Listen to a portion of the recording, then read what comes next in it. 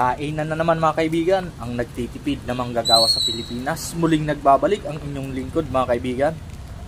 At ang ulam natin ngayon ay balat ng talong. Dahil balat edition nga tayo mga kaibigan, no?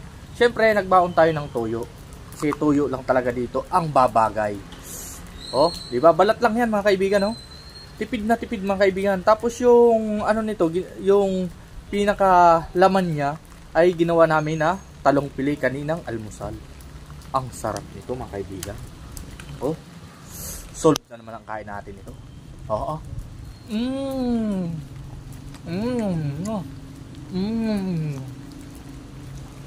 Maulan na naman ngayon mga kaibigan sa Bicol. Ilang araw lang kami pinatikim na maganda ang panahon. Tapos continuous na namang ulan. Kahapon pa to eh, bandang hapon mga alas 5.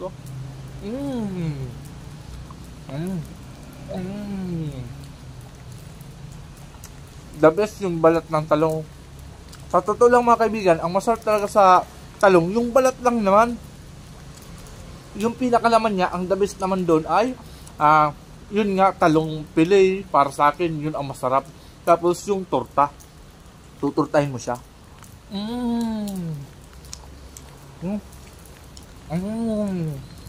Ito, balat lang. Napakasap ng balat.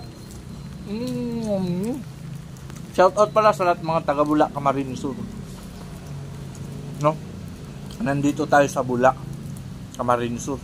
Shoutout din sa lahat ng mga taga Bicol na vlogger. Maging hindi mga vlogger, lalo na sa mga taga subaybay dahil dyan.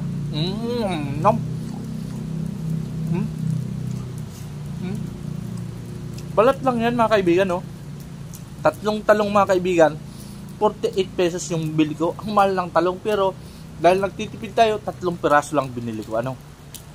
3 piraso, pero ulam na sa almusal, ulam ko pa sa tanghalian, no? Pero kay Mrs. wala nang natira. Kasi yung pili namin kanina, nagustuhan ko mga kaibigan, yung talong pili namin. Alos na ubos namin. No? Si Mrs. baka magluto lang yun ng Lucky Me. Kasi maulan nga eh. Top mag-Lucky Me.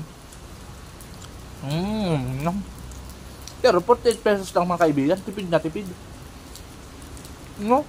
Amal kasi ang talong ngayon, 170 ang kilo mga kaibigan. Which is di natin afford bumili ng maraming talong. Masabaw ang ruta natin ngayon mga kaibigan.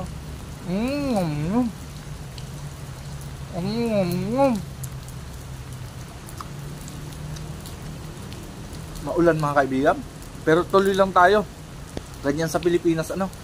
Tuloy lang tayo. Walang suko mga kaibigan.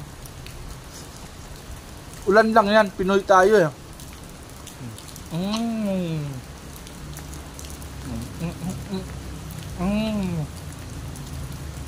Malakas na yung ulan, kailangan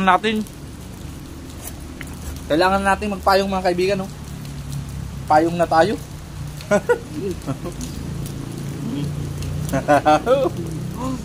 Ganyan talaga mga kaibigan.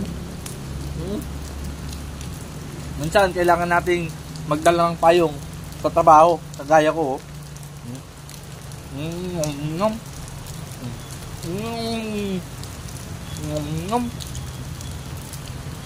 Diskarte lang kailangan mga kaibigan sa Pinas, no? Gaya ko, lagi nagbaon. Kasama yun sa diskarte.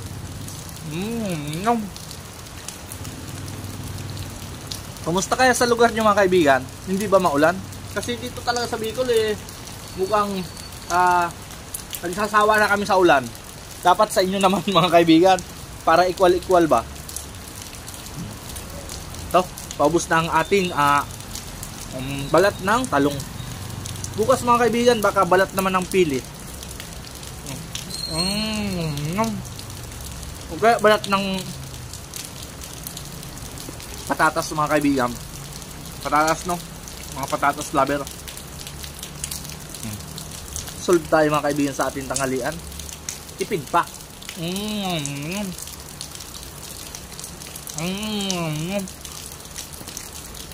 Salamat pala sa mga patuloy na sumusuporta sa atin. At syempre nagkakasalamat din ako sa company ko mga kaibigan. Kasi may sahod tayo na 426, no?